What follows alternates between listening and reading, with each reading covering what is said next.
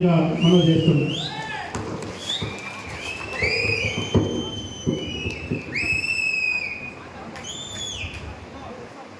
సభకు అధ్యక్షత వహిస్తున్న మాజీ శాసనసభ్యులు సంగయాల ఉన్నారు, రాష్ట్ర మహిళా నాయకురాలు పర్వీన్ దాస్ గారికి, తంబలపల్ల అన్ని మండలాధ్యక్షులకు, క్లస్టర్లకు, యూనిట్ బూత్ తెలుగుదేశం పార్టీ కార్యకర్తలకు అందరికీ శుభాభినందనలు తెలుపుకుంటూ, ముఖ్యంగా ఈ సభకు హాజరైన తెలుగుదేశం పార్టీ కార్యకర్తలకు, ప్రజలకు, మహిళలకు అందరికీ నా ధన్యవాదాలు తెలుపుకుంటున్నాను. దాదాపు తెలుగుదేశం పార్టీ ఎన్డీఏ కూటమి అధికారంలోకి వచ్చి 2 సంవత్సరాలు పూర్తి చేస్తున్నాం. దానికంటే ముందు అందరూ చెప్పారు, మీకు అందరికీ తెలుసు, మీ అందరికీ తెలుసు మన నాయకుడు ఎంత మంచి పరిపాలన అందిస్తారో. అలాంటి నాయకుడికి ఇంకా మన ఉప ముఖ్యమంత్రి పవన్ కళ్యాణ్ గారు తోడయ్యారు. అలాగే 12 సంవత్సరాలు అప్రతిహతంగా ప్రజల చేత ఎన్నుకోబడి ప్రధానమంత్రిగా చేస్తున్న నరేంద్ర మోడీ గారు తోడున్నారు. వీళ్ళందరూ కలిసి ఈరోజు ఆంధ్ర రాష్ట్రాన్ని 2 సంవత్సరాల్లో ఎంత అభివృద్ధి చేసింది, ఎలాంటి అభివృద్ధి చేసింది, ప్రతి సంక్షేమ పథకము ఆంధ్రప్రదేశ్లో ప్రతి ఇంటికి, ప్రతి గడపకు లబ్ధి పొందని మనిషి అనేవాడు లేకుండా ఈరోజు పరిపాలన సాగుతుంది.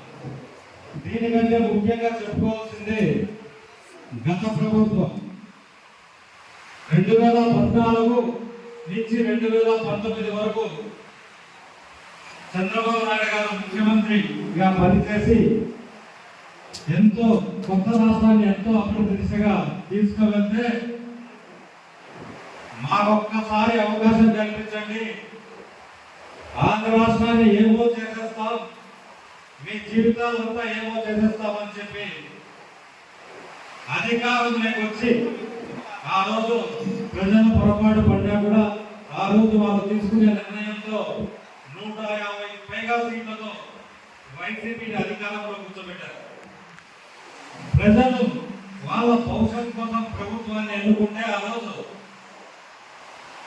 వాళ్ళు చేసిన పని, మొట్టమొదటి పని విజయవాడలో ప్రజావేదికను కూల్చడంతో స్టార్ట్ చేశారు వాళ్ళ విధ్వంసాన్ని. నిజంగా మర్చిపోకూడదు మీరంతా. ఎందుకంటే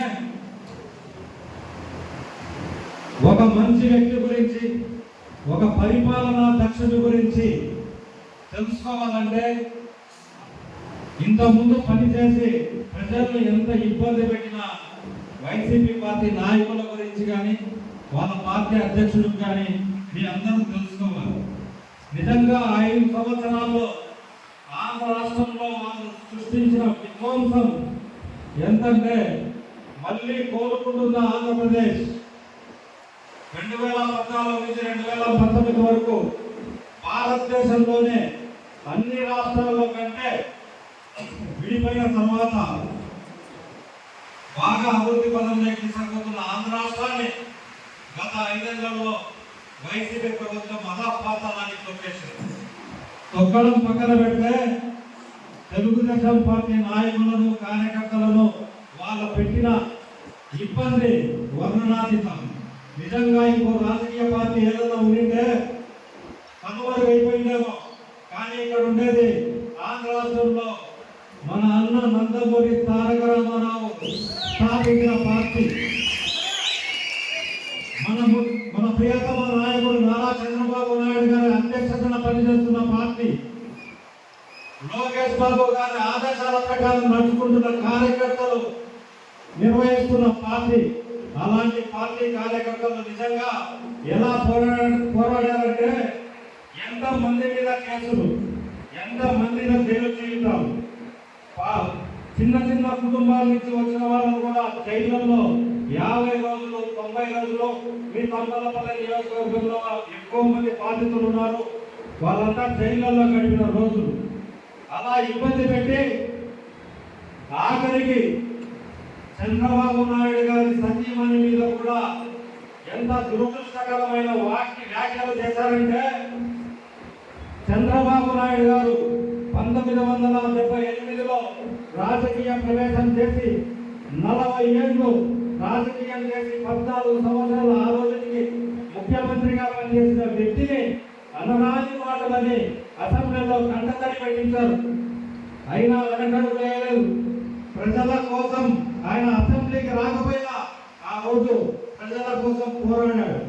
అది చాలదన్నట్లు మళ్ళీ 53 రోజులు చంద్రబాబు నాయుడిని 73 ఏళ్ల వయసులో 53 రోజులు జైల్లో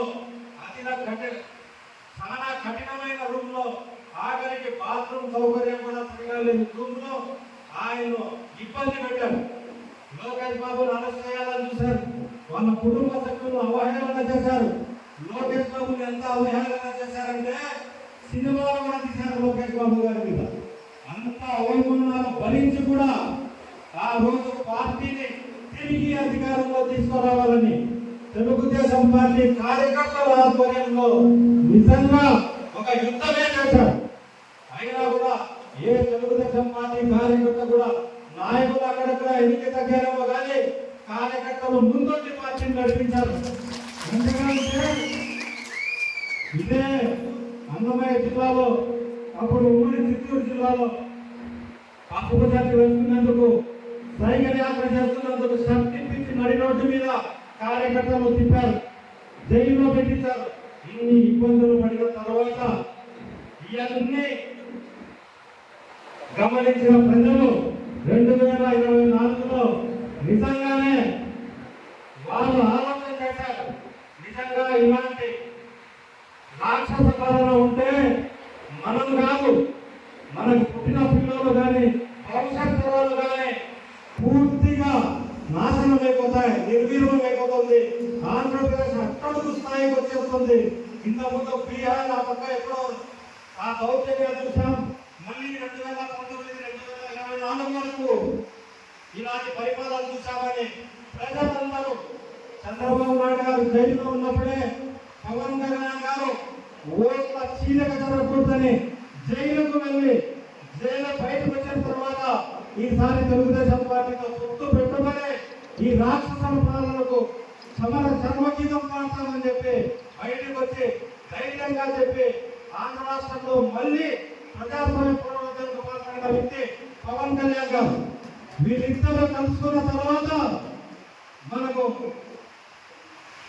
బీజేపీ నరేంద్ర మోడీ గారు 12 ఏళ్ల ప్రత్యేకంగా ప్రధానమంత్రిగా కొనసాగుతున్న రాష్ట్రంలో ఈ విధ్వంసాల పాలన అంతమొందించాలని బీజేపీతో కలిసి ఎన్డీఏ కూటమితో ఎలక్షన్స్ పోతే 175 స్థానాల్లో పోటీ చేస్తే ఆ రాక్షస పార్టీకి వచ్చిన సీట్లు ఏంటంటే 11 సీట్లు.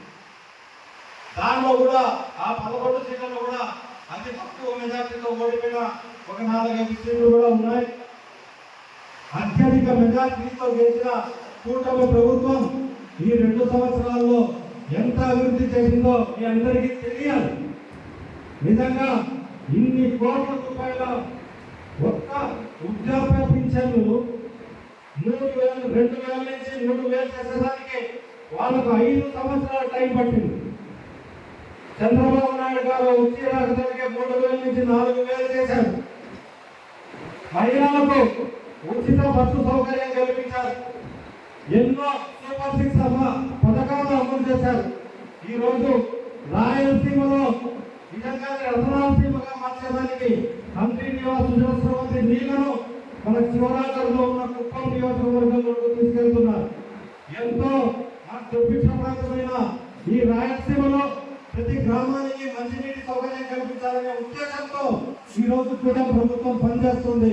1,00,000 కోట్లతో రాయలసీమ అభివృద్ధికి ప్రణాళికలు సిద్ధం చేస్తున్నారు. రాబోయే కాలంలో నిజంగా భవిష్యత్ తరాలు బాగుండాలన్నా మన రాయలసీమలో వ్యవసాయం కూడా నీటి లభ్యత తక్కువగా ఉన్న కారణంగా మనకు పూర్తి నీటి సౌకర్యం కల్పించారు. పారిశ్రామిక అభివృద్ధి చేసేదానికి ఈ రోజు కూటమి ప్రభుత్వం ఎంతో ఉపయోగపడుతుంది. ఎన్నో పరిశ్రమలు తిరుపతి దగ్గరికి తీసుకొచ్చారు. అలాగే అనంతపురంలో కియా పరిశ్రమ స్థాపించారు. అలాగే పుట్టపర్తి నియోజకవర్గంలో మనకి యుద్ధ విమానాలు తయారు చేసే 1,00,000 కోట్ల పెట్టుబడితో దగ్గర ఇప్పుడు 16-17 కోట్ల పెట్టుబడితో యుద్ధ విమానాలు తయారు చేసే పరిశ్రమలు స్థాపిస్తున్నారు. రాయల్ ఎన్ఫీల్డ్ కంపెనీ కూడా మన రాయలసీమ పిలుస్తున్నారు. మన వాతావరణానికి అనుగుణంగా మనకు పారిశ్రామిక అభివృద్ధి చేస్తున్న తెలుగుదేశం పార్టీ కూటమి ప్రభుత్వంలో గురించి మీరు గ్రామాల్లో నాయకులందరూ పార్టీ చేస్తున్న కూటమి ప్రభుత్వం చేస్తున్న అభివృద్ధిని వివరించాలి. ఈ 2 సంవత్సరాల్లో మనం సాధించిన విజయాలను ప్రజలకు వివరించాలి. రాబోయే 3 సంవత్సరాలలో మనం ఇంకా చేసుకునే అభివృద్ధిని కూడా ప్రజలకు వివరించి మన కూటమి ప్రభుత్వం ఇంకా చాలా రోజులు 15-20 ఏళ్ళు పరిపాలన చేస్తే రాష్ట్రం ఎంత అభివృద్ధి చెందుతుంది, మన పిల్లలకు భవిష్యత్తు ఎంత బాగుంటుంది. ఈ రోజు తాత్కాలిక పథకాలు ఇచ్చి పబ్బం పడుతున్న వైసీపీ పార్టీ కాదు, మన పిల్లల భవిష్యత్తు కోసం వాళ్ళ జీవితాల కోసం పనిచేసే పార్టీ తెలుగుదేశం పార్టీ కూటమి ప్రభుత్వం. ఇవన్నీ ఆలోచన చేయండి. ఖచ్చితంగా రాబోయే ఎలక్షన్లో ప్రతి ఎలక్షన్లలో మనం కూటమి ప్రభుత్వానికి మద్దతు ఇవ్వాలి. చంద్రబాబు నాయుడు గారికి మనం ఎంత మద్దతు ఇస్తే మనకు ఆంధ్రప్రదేశ్ను అంత అభివృద్ధి మార్గంలోకి తీసుకెళ్తారు. అలాగే తంబలపల్లి నియోజకవర్గంలో గత 2 సంవత్సరాలుగా జరిగిన పరిస్థితులన్నీ మీకు తెలుసు. రాబోయే కాలంలో మంచిగా తంబలపల్లిన అభివృద్ధి పదంలోకి తీసుకుపోయే నాయకులను అందరినీ మీకు ఇస్తారు. స్థానిక సంస్థల్లో నిజంగా 2019 నుంచి 24 వరకు ఇబ్బందులు పడిన వారిని, అప్పుడు పోటీ చేసిన వారిని అందరినీ పరిగణలోకి తీసుకొని ఖచ్చితంగా రాబోయే స్థానిక సంస్థల్లో వాళ్ళకి ప్రిఫరెన్స్ ఇస్తారు. మీ అందరికీ మంచి భవిష్యత్తు రాజకీయంగా మీరు మీ గ్రామాల్లో ప్రజలకు సేవ చేసే విధంగా తెలుగుదేశం పార్టీ మీకు సహాయ సహకారాలు అందిస్తుంది. మీకు ఈసారి తప్పకుండా తంబలపల్లిలో తెలుగుదేశం పార్టీ జెండా ఎగిరే విధంగా, రాజపేట పార్లమెంటులో తెలుగుదేశం పార్టీ జెండా ఎగిరే విధంగా మేమందరం పనిచేస్తాం. మీకు అండగా ఉంటాం.